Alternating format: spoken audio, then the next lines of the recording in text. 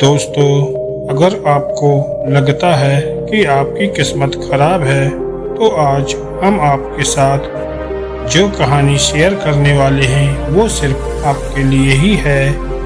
इसे अंत तक ध्यान से जरूर सुनिएगा। तो बिना समय गवाए चलिए कहानी को शुरू करते हैं। बहुत समय पहले की बात है।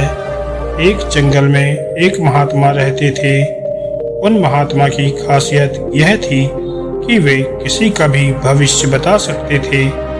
बड़े बड़े राजा उन्हें मानते थे और उनके बताए हुए मार्ग पर चलते थे।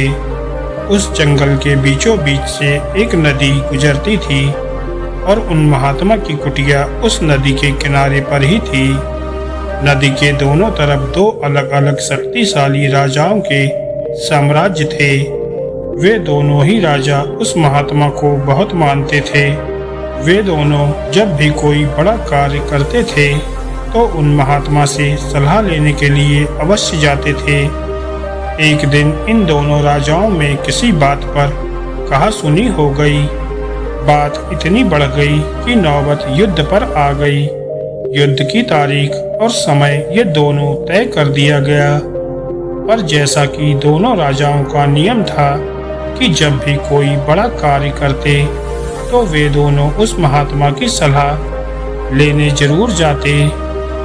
इसलिए पहला राजा उन महात्मा के पास गया और उनसे पूछता है कि महात्मा जी, मैंने पड़ोस के राजा के साथ युद्ध करने का निश्चय कर लिया है और इसलिए ये जानना चाहता हूँ कि युद्ध का परिणाम किसके पक्ष में होगा।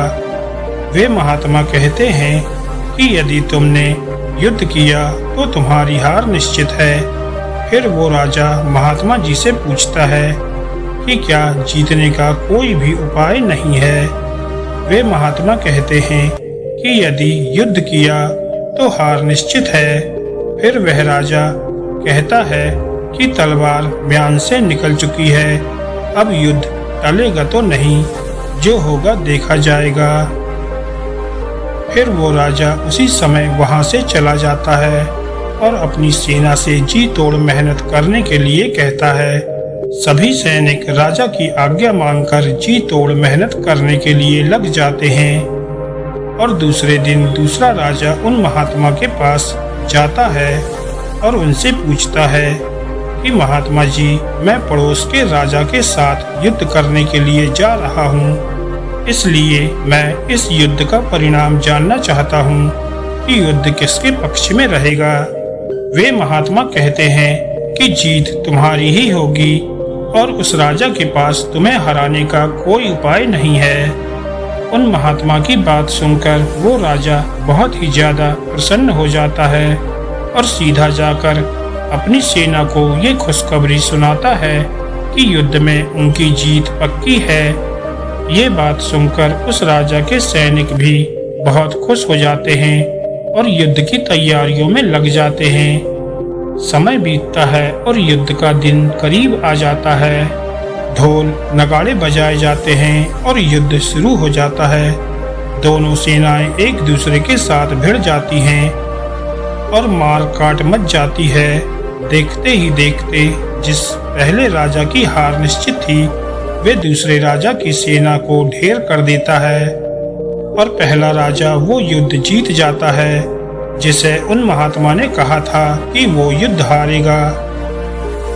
युद्ध जीतने के बाद वो पहला राजा उन महात्मा के पास चला जाता है और उनसे पूछता है कि महात्मा जी, आपने तो कहा था कि मैं तो वो युद्ध हार जाऊंगा, लेकिन मैं तो युद्ध जीत गया।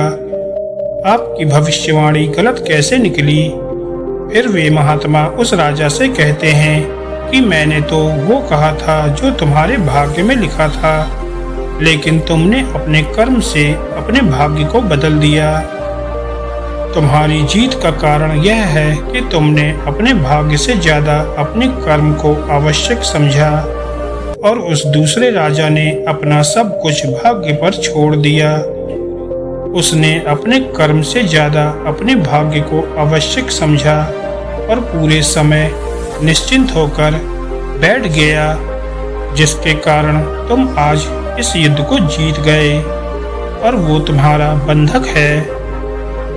दोस्तों, ये बात सच है कि सब कुछ हमारे हाथ में नहीं होता है, लेकिन ये भी सच है कि बहुत कुछ हमारे हाथ में होता है, लेकिन हम उससे भी भाग्य के भरोसे छोड़कर जीवन भर रोना चुनते हैं।